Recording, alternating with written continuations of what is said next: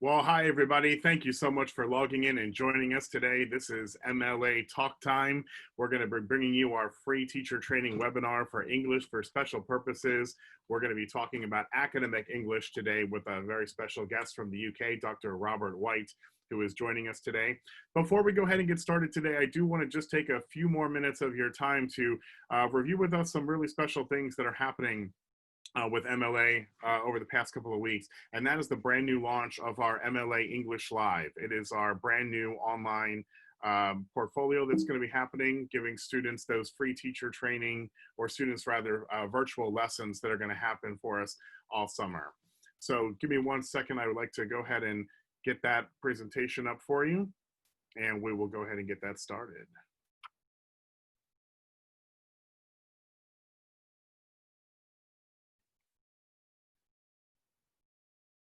So for those of you that took some time to join us on our free MLA English Live webinars for over the past week, I really thank you for doing that. This is just going to be a quick 2-minute recap of what MLA English Live is and the benefits of our one-of-a-kind program that we're going to be offering students coming to your houses in June 2020. So, of course, the same quality accreditations that MLA has been known for around the world apply to our online learning platform. So our teacher recruitment to our curriculum, all accredited by the British Council, Young Learners in English UK, Accreditation International, and NCPSA in the United States, bringing you the top quality programs. We want to make sure that everything we do with our students, be it in person or in a virtual classroom, holds ourselves to the absolute highest safety standards. And that's why the same rigorous DBS or background checks apply to all of our teaching staff. And in fact, more than 90% of the teachers for MLA English Live have prior MLA classroom experience. We have academic monitors and offer 24/7 live technical support from our head office located in Italy. We've chosen the Zoom for Education platform to host this brand new initiative for MLA, and that's going to give us the most recent 5.0 software that includes end-to-end encryption to make sure that our classrooms, even virtually, provide the safest learning environment for all of the students. It's really easy to get started. We offer 2 lesson formats. Using Central European Time as our headquarters, we offer lessons from 9:30 a.m. to 11:30 a.m. and once again in the evening from 6 p.m. to 8 p.m. We've designed the student zone to really give the students all the tools that they need to be successful in this online classroom. That includes a redesigned MLA library for the students to get the brand new MLA Talktime ebooks that we'll be using in our courses. We also offer our online placement tests and virtual orientation. Our formula allows our students to take a course for 1 week up to 4 weeks of unique content over the summertime. Our classrooms have a small teacher to classroom ratio to really make the most of an online learning environment with a maximum of 12 students in a class. And we offer a blended 3 levels of teaching. So we have an elementary, an intermediate, and an advanced. As I mentioned before, our Talktime ebooks have been completely redesigned. And one of the unique things about MLA's online learning platform is that our task-based learning approach has been adapted to online environment, utilizing the Zoom breakout rooms and allowing students and forcing students to communicate and work together and participate during their online classes. We offer a very engaging 2-hour format for our classes, beginning with warming up your body and mind, registering our students' attendance, but also preparing them for the day by giving them some language input. We offer customized, curated virtual tours of different attractions and sites around the world to really stimulate the students and bring the cultural component into the classroom. After a short break, the students will come back and will utilize our Talktime ebook format. And that's our classic task-based learning approach. It includes Look and Check, our Research and Complete section, where students will break off into their separate Zoom breakout rooms, work in pairs with students from all over the world, and collaborate on their tasks. And then finally come back to the Zoom room classroom and make their presentations during our show and tell. In addition, the unique features of MLA Live includes our Club MLA, optional afternoon activities that give the students the opportunity to really meet and interact with not only native English-speaking MLA staff, but also their friends and colleagues then from around the world. They can choose from our MLA dance classes, our MLA fitness or yoga, our MLA kitchen, which has been adapted for student-friendly recipes, or play a game of international Kahoot trivia against some of their friends that they've met during their online learning environment. At the end of their program, we do certify all the results from our online learners school. So the certificate is going to include our comprehensive end of course reports, continued learning links that are customized for the online individual learning platform, and digital certificates holding the highest accreditations in the industries. If you've missed our full webinar presentations, we do have one full MLA Live presentation coming your way tomorrow. That's going to be at 6 p.m. Central European Time. You can learn more about that by going on to the website at mlaworld.com/English-live. It's mlaworld.com/English-live. You can learn a lot more about the MLA Live platform. Join us for the full webinar that will be happening tomorrow for that. So thanks so much for allowing me the opportunity to share a little bit about that brand new initiative coming your way in June this year for our students. And without further ado, let me throw it back then to Tanya, who will go over the aims of our webinar today.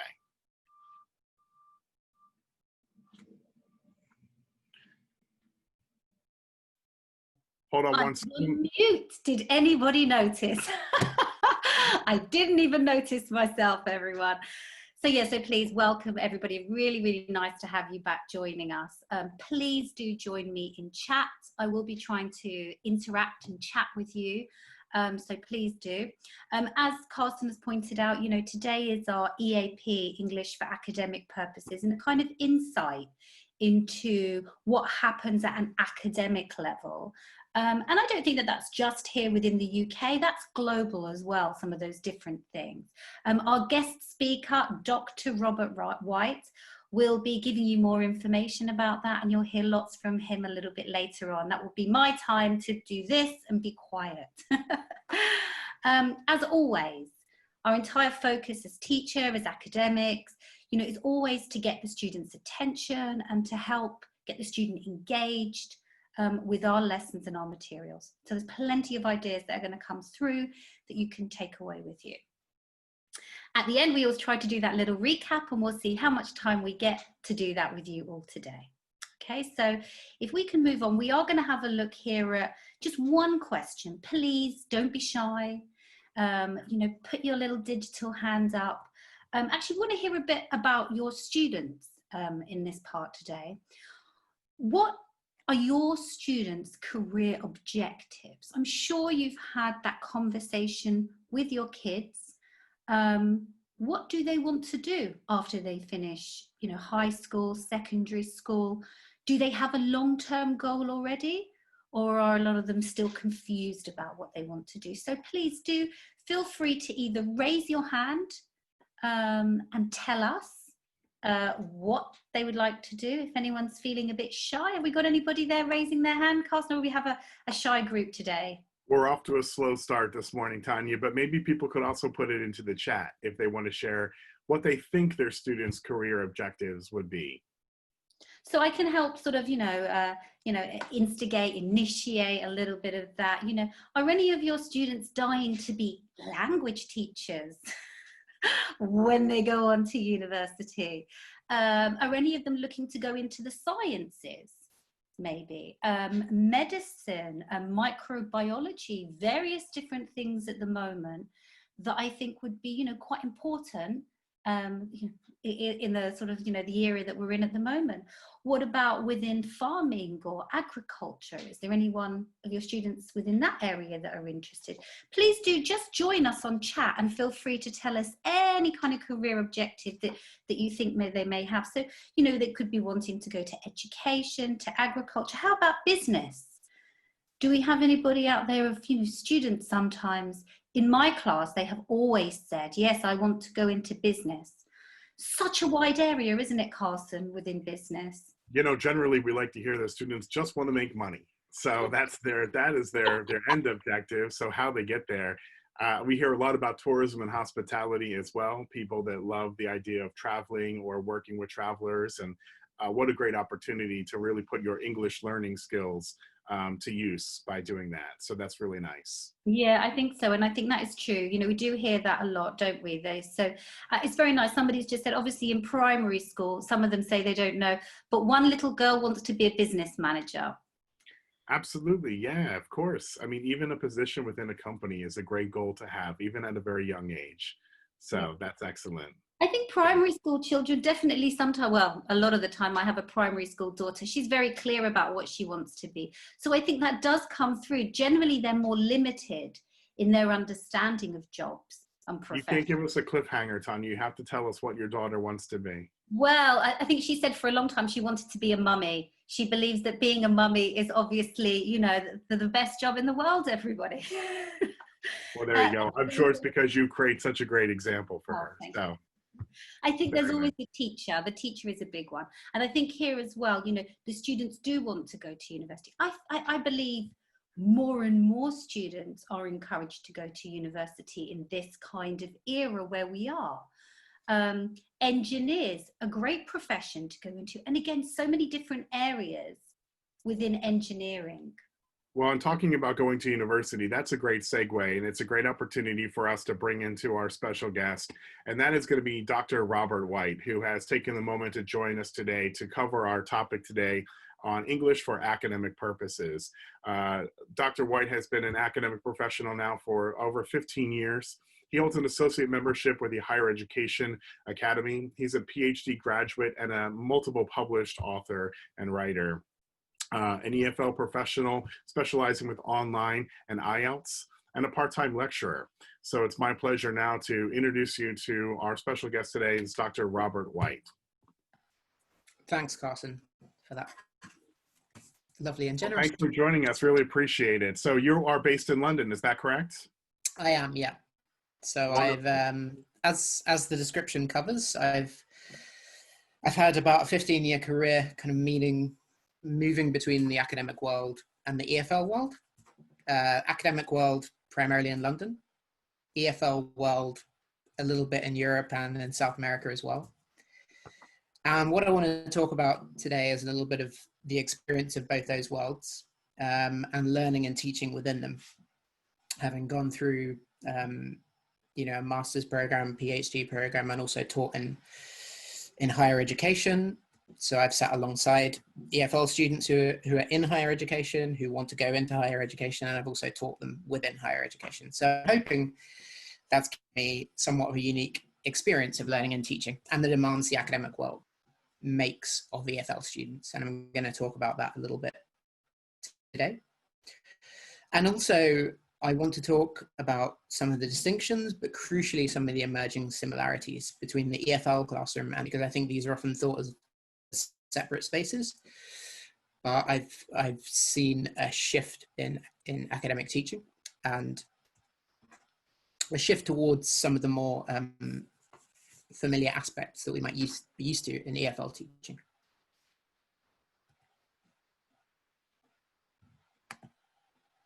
So,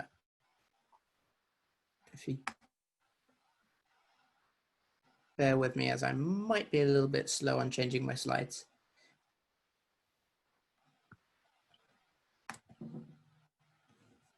Perfect. So, I want to talk a little bit about the key differences between the EFL classroom and the EAP classroom first. So EFL is primarily language driven, while EAP, as it's a form of English specific purposes, is skills driven primarily, but with some very important linguistic elements as well. So it's characterized by a need to acquire a very specific set of skills, well-defined skills, to communicate successfully within a context, and this context being academia. So we're thinking primarily about study skills, note-taking, summarizing. Other skills such as argumentation and critical thinking ability, which I've highlighted, because these I want to come back to, unpack them a little bit. What do we mean by them? Why are they useful? And also, how do they connect? And of course, academic rigor. So that is referencing consistent and careful, but also academic style. So writing and a certain language that students might be used to even before they enter the academic world at higher level. So distancing and being a little bit, avoiding generalizations in their writing, sorry. This comes to the fore in academic writing. So the use of objective restraint comes in. And I want to talk a little bit next about the role of the learner and the teacher. So when we think of these two worlds, the EFL world, the EAP classroom, and then the academic classroom, we tend to think about different spaces. So EFL teachers typically aim to keep the classroom as learner-centered as possible. And traditionally, we think of the EAP classroom, as invariably more teacher-centered and subject-centered, because the students are there to acquire a certain set of skills, and the teacher necessarily has to transmit a certain amount of objective information to those students and to learners. However, in my own training as a teacher in HE and within my own discipline, which is the humanities, so I'm not going to speak for all disciplines. There are differences in teaching across the disciplines, and that's important. I've noticed a shift in focus, but also in structure of the academic classroom. So not just the role of the learner, but also how physically the classroom itself is structured. So we might think of the lecture theatre as an audience where you have a performer on a stage. So the students receive information passively, and then they might traditionally activate that knowledge in a seminar and discussions after the lecture. So you have that separation, and that's one way of teaching. And that's teaching I've experienced at one of the universities I've taught in, but also I've seen a shift in other universities, and this is becoming more common towards a more blended classroom. So that means the students are more actively participatory, and sometimes that comes from the space itself. So lecture theatres are being redesigned so chairs can swivel, so students can move between listening to the teacher and focusing on small group work. So this idea of a separate lecture and discussion space is beginning to blur. And there are teacher-led, but also student-led activities. And this is a shift that's been noted in the humanities in particular. So Philip Martin, who is a theorist of teaching within the humanities, in his own experience from teaching in the 1980s and 1990s to the current day, has noticed a shift from what was referred to initially as just teaching. So the student wasn't really thought about, it was just what the teacher was doing, and the students would receive that passively, to an idea of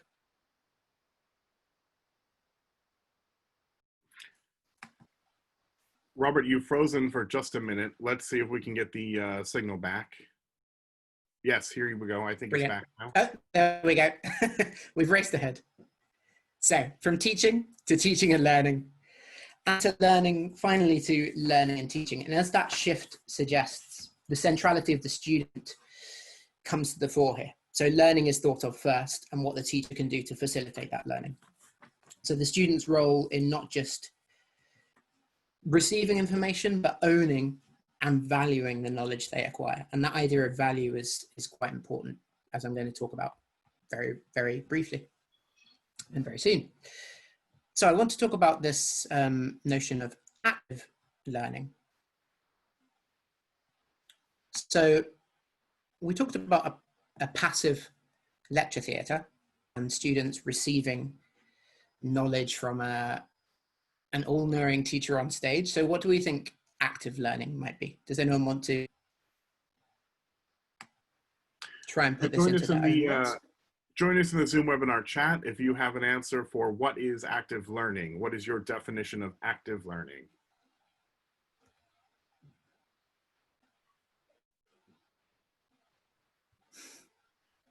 I've somewhat given a spoiler.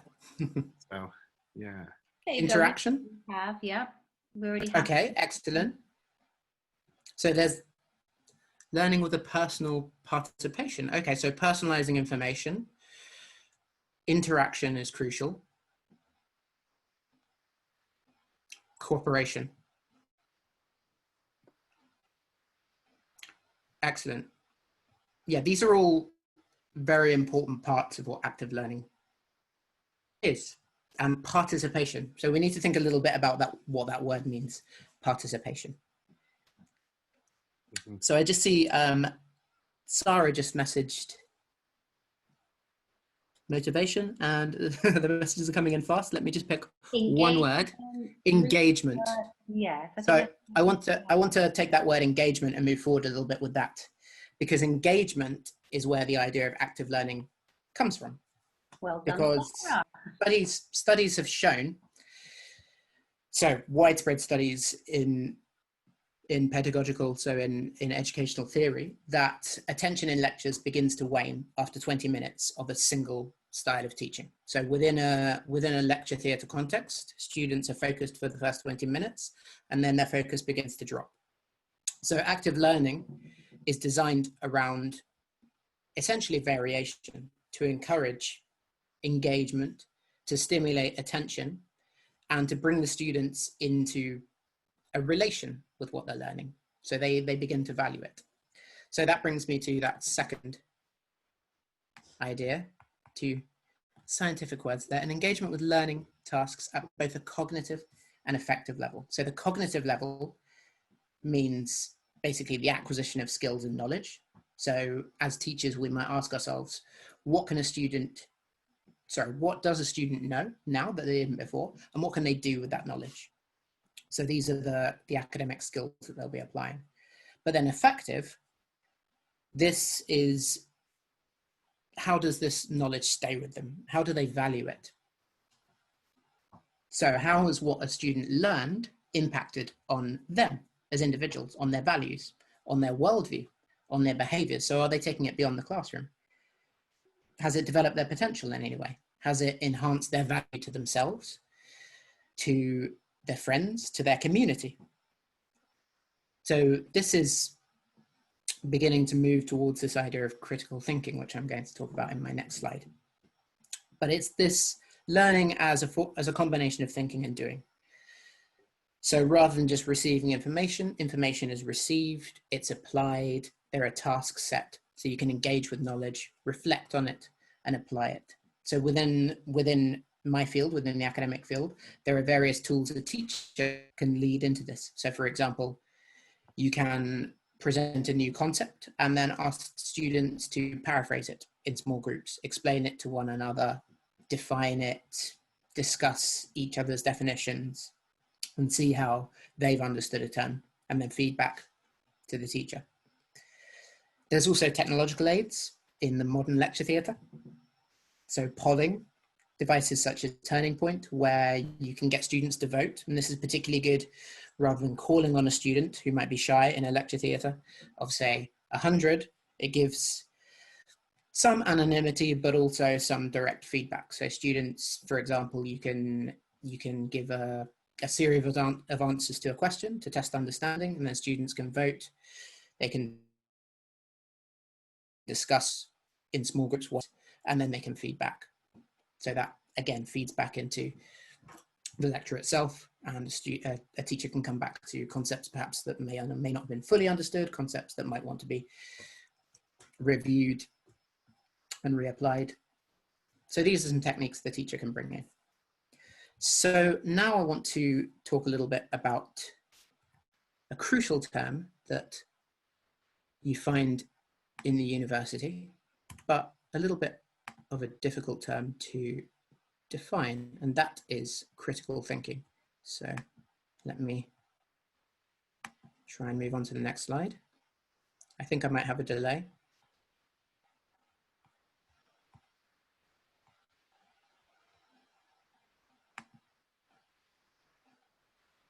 Here we go. Okay.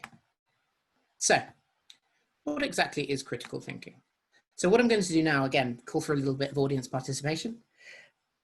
I'm going to give you a quote, which I think is a very nice way of thinking about critical thinking. And then from that quote, I want you to see if you can volunteer a definition in your own words as to what this term means. So Stella Cottrell, who's written a very good, almost how-to book on teaching critical thinking skills, has defined good critical thinking as that which includes recognizing good arguments even when we disagree with them, and poor arguments even when these support our own point of view. So from that quote, who wants to give me, in their own words, in the chat, a definition of what they understand by this term, critical thinking? What do we mean when we ask students to think critically?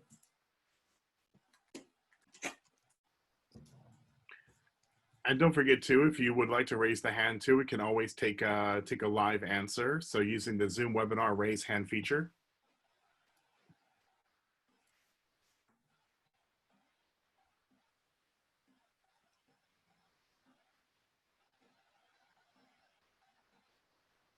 Cecilia from Mexico City says, your own opinion.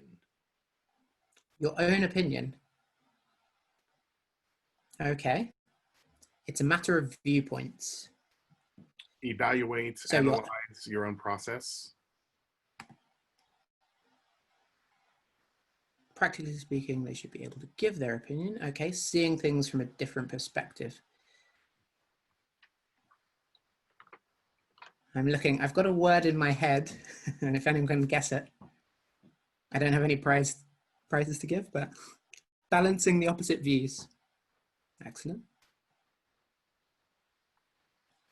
Our opinions and motivating them. Okay. Yeah, reviewing given patterns for their analytical perspectives. These are some, yeah, there's some really nice definitions in here. So balance, analysis, reviewing, without being influenced by others, reflecting and expressing views. So, if I had to give a goal to critical thinking, and I would put this in my own words, it is to maintain an objective position. So evaluating arguments on their merits rather than perhaps how they fit into existing ideologies, which I think feeds back quite nicely into that quote. Taking perspective on an argument, seeking all sides of an argument. So if something is viewed one way, can it be viewed another? Who has viewed it another way? So seeking all sides, that's a way to maintain. Reasoning about them. Okay, so reason is absolutely crucial as well. We're going to come on to that. Some really good suggestions here. So seeking all sides of an argument, testing claims. So what claim is someone making? Is the claim sound? And then testing the soundness of the evidence. So the evidence that is the base for someone's claim. So are they using evidence well? Is it up to date? Is it relevant to the claim that they're making? And seeking all sides of an argument. So we're going to come back to that term argument because that needs a little bit of unpacking very shortly. But first, I just want to introduce a little diagram for you. And this is hopefully about to appear. So this is an educational theorist. So as you can see, the theory comes from the 1950s, but it's still widely used in academia as the basis of essentially our can-do syllabus. So how we expect students to progress through their thinking and how we expect them to develop as critical thinkers. So this is called the thinking triangle. And as you can see from the shape of the triangle, you have low-level skills at the bottom, so to know and to comprehend. And these are important, but these are something within this notion of active learning that we'd call surface knowledge. So the retention of facts, for example, beginning to understand things. These are the bases that perhaps first-year students might start at. But then from essentially the top four, you have the skills that we would begin to equate with critical thinking skills. So as students' thinking develops, they begin to apply their knowledge. So put it into contexts, test it, do tasks to test what they just learned, to analyze things, to see how things fit together. So begin to see their knowledge in a wider context, the connections. And then as we get higher still, synthesize, so to build new arguments from existing knowledge. And this is a form of what we call deep knowledge rather than surface knowledge. So students are actively engaging with what they know, thinking about how they think, beginning to develop the skills that they will need to write critically, to read critically, to think about arguments objectively. So critical thinking is really crucial to this idea of building arguments. And keeping that word in mind, an argument, I want to talk a little bit about what we mean by it. So let me move on to the next slide. I will try to move on to my next slide. Perfect. So I'm going to bring up a model of argumentation, which is still often used in the early stages of teaching HE students to think critically and to think a little bit about the claims they're making and to think about how they're constructing arguments. So this is an argumentation model by a rhetorician called Stephen Toulmin. And I've simplified it somewhat, but essentially Toulmin claimed that an argument can be boiled down to 4 basic elements. And some of these words will be familiar. So that is the claim, the evidence, the warrant, and then the qualifications. So first you have the claim, and this is the point you're trying to argue. What are you trying to argue? And how are you trying to convince someone? Then, what lays underneath your claim? That's the evidence, the grounds upon which your claim is made, and the questions you need to think about your evidence. Does it fully support your claim? And if not, can you acknowledge any weaknesses? So that brings us to the qualifications. I'm going to skip to the last one and come back to the third. So if you have to acknowledge weaknesses, there might be concessions you need to make if there's a limit to your claim. And then finally, the warrant. And as you can see from this diagram, and I realized this morning that I've actually put one of the arrows wrong, in the wrong way. I was twisting them to make them fit. So technically the evidence should feed into the claim. So my apologies, because the evidence is essentially the foundation for your claim. But the warrant acts as a bridge. So this is the general principle, which forms a bridge between your claim and evidence. It's essentially your logical reasoning. So you have a claim, you have your evidence, and your warrant should be the reasoning or the general principle which connects these two. And then qualifications, with my final arrow, as you can see there, might interrupt or somewhat weaken your claim. So if there are other things you need to think about, considering other evidence. So as a little participatory activity, on my next slide, I've put 4 elements of an argument. And I just want you to think about those 4 aspects we've just considered. So the claim, what are you trying to argue? The evidence, the grounds for your claim, the general principle, the warrant, and then qualifications, things you might have to consider outside of your evidence. So it's a very brief argument about obesity in school.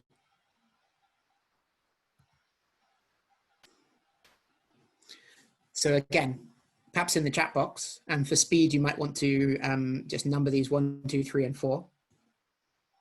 You can tell me which element of the argument you think is being put forward in each of these 4 parts. So where is the claim? In the chats for 1, 2, 3, and 4, trying to figure out what we're looking at here. This might seem a little familiar if you joined us weeks and weeks ago when we had our episode on the Great Debate. Very similar to that. So come on into the chat and let us know how do you find the 4 parts of the argument here. I realize one has been revealed. I think Robert's already given us one. Dr. Robert White's already given us the first one, actually, which is the warrant, everybody. So if you actually looked at the first one, high fat content is a widely accepted contributing factor in obesity, is the warrant. So we still have 4 other areas. So the next one, number 3, child obesity can be directly linked to poor quality school lunches. Which other one would that be then? Please feel free, join us. Is it the evidence? Is it the qualification? Is it the claim? So we still have those 3 out. So I think the claim. So I'll pass. Okay, so someone, thanks Dania. Someone has just claimed number 3 as the claim. Any other suggestions?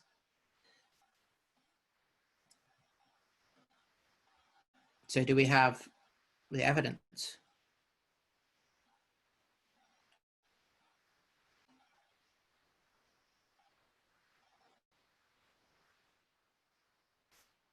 Okay, so we've got both 3 and 1 as a claim. I've already revealed a spoiler.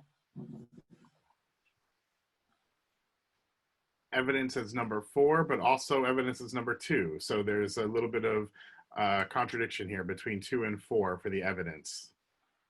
Okay, so the evidence needs to be, according to that system, again, another vote for evidence for 2. Yeah. The evidence here should be the grounds of our claim. So if our claim, as someone has already stated, and let me do the big reveal now. Ooh, let's reveal and find out. Let's go see everybody. Hopefully. The big, perhaps slow reveal. Let's try. There's some various different ones there from everybody.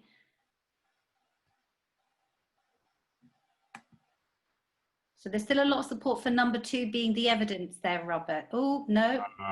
Number 2 is the qualification, yes. And evidence is number 4.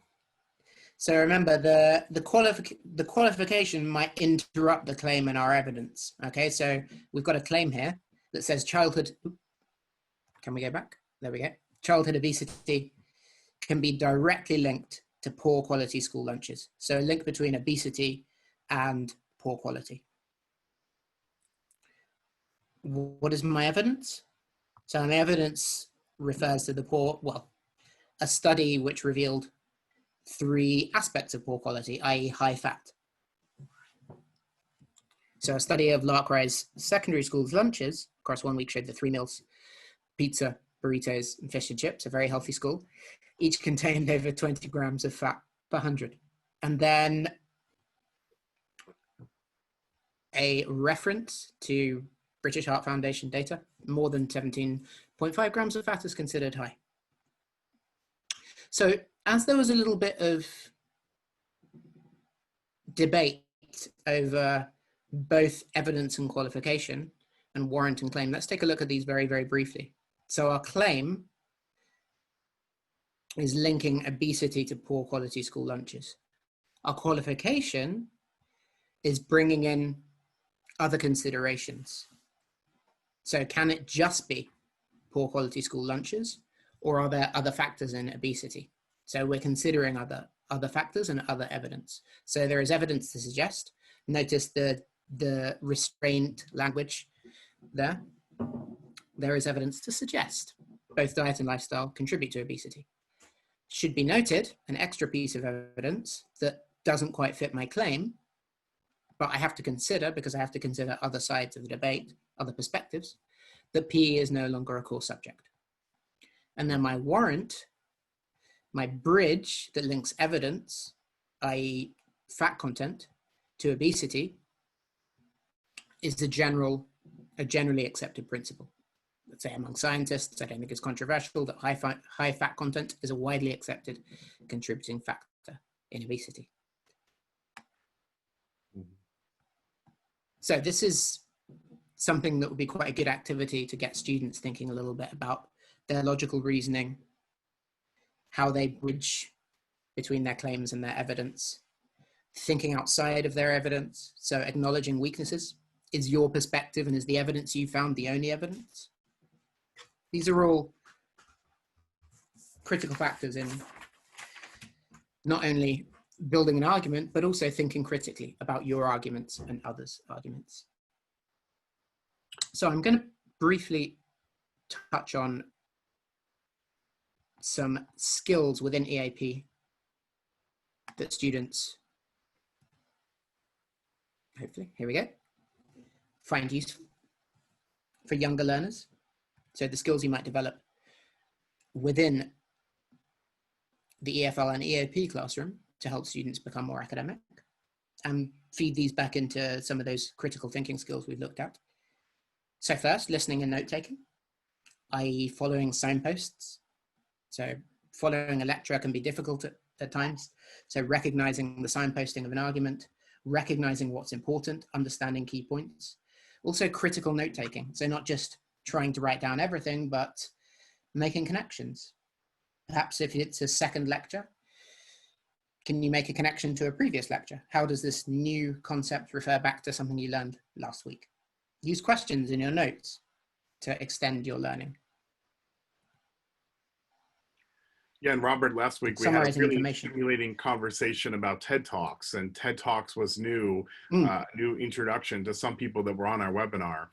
So a TED Talk would be a great substitute for an academic lecture as well for young learners, trying to get Absolutely. them to listen to the TED Talk and allow them to annotate and write the notes off of that, or try to summarize with a friend. And Carson, to build on that as well. So as I was saying, just use the lecture as a stepping off point for your own knowledge. So not just what information I got from this lecture, but what questions do I have? What can I go and explore more? That study looks really interesting. I'll go and read that. And then I can feed that back into my own thinking. So summarizing information. So applying knowledge in verbal and written tasks. That example that we talked about before, paraphrasing something you've learned, putting it into your own words, imagining you're explaining an academic concept to a 5-year-old child, to put it in more basic language, layman's terms, but also terms that different audiences can understand. This is quite a good activity for students to practice. Presenting others' opinions. So a good exercise to take perspective, which I think was a couple of people suggested that as an answer of what is critical thinking, taking perspective, stepping outside of your own view and looking at other views, assessing another's argument objectively. So these are some skills that you might want to bring in to the classroom. And I just want to end with a takeaway, because I talked a lot about learners and what they can do, but I don't want to forget completely what teachers can do. We're important too.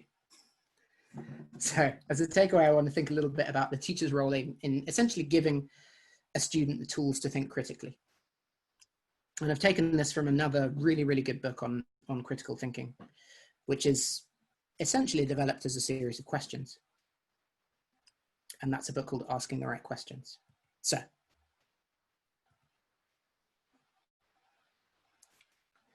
not just thinking about what you think, but how and why you think of certain things. So Brown and Keeley, who this book has been in publication for years, been updated. I think it's published by Pearson, but it's a really good tool for particularly for first year undergraduate students to think a little bit about developing their own thinking. So these are questions that a teacher, so here I have a sample of questions that a teacher can use, that can present to a student, which in turn can act as a toolkit. So they can not only apply this to their own thinking, to think, okay, why do I think this? But also to critically interrogate others' arguments and assess the value of an argument. Is this evidence up to date? Is it useful? Does it support a claim? Things like this. And here are some questions that you might ask a student and then get them to ask themselves and to ask others that they read. What do you think about this? Why do you think that? What's your knowledge based upon? So what is your evidence? What have you read? Have you read widely enough? Is your evidence up to date? What does it imply? So what are the suggestions? Where does your evidence lead? And are there any presuppositions that your evidence and your thinking is based upon? How are you viewing something? And should it be viewed differently? So I think these are just a small sample of a really good toolkit of questions that a student can be taught, because again, critical thinking isn't just something that happens naturally and organically as students go through academic study. It's something they need to be taught, but then they need to take on board and apply. So this is a really good, as I say, think of it as a toolkit. So questions that students can take and then they can use. Well, I just want to take an opportunity now to really thank Dr. Robert White for joining us today and sharing all this wonderful information with us. For all those that are at home, as you know, that you will receive a full copy of this presentation. Robert has done a great job in also giving reference materials and hyperlinks to all the different materials that he shared with you.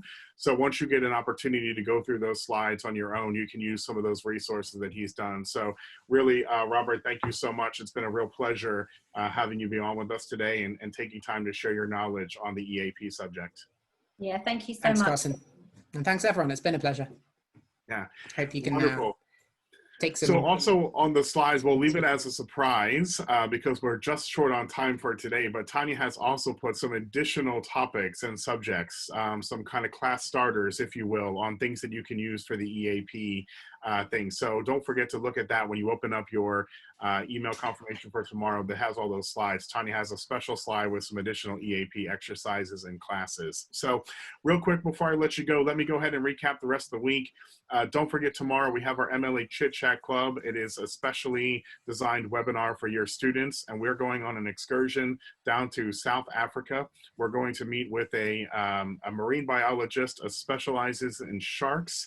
So make sure you have a lot of your students sign up for that, have some questions about what it's like to swim with the sharks and have that great experience. We have a really special episode of MLA Talk Time for you next week.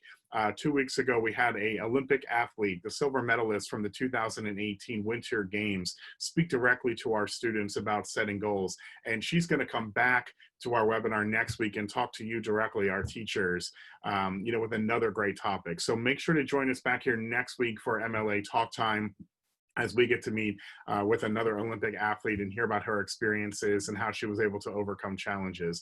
So, and of course, on Fridays, we have our MLA Kitchen that comes your way live this week from Malta. And we have another great recipe coming up for that. So once again, thank you so much for sharing a part of your day with us. We really do appreciate you taking time for Talk Time. We look forward to seeing you for the rest of the week for our great webinars coming up. And we'll see you right back here next week for MLA Talk Time on Wednesday. Thanks, everybody. Hope you have a great day. Thanks. Take care, everyone. Bye-bye.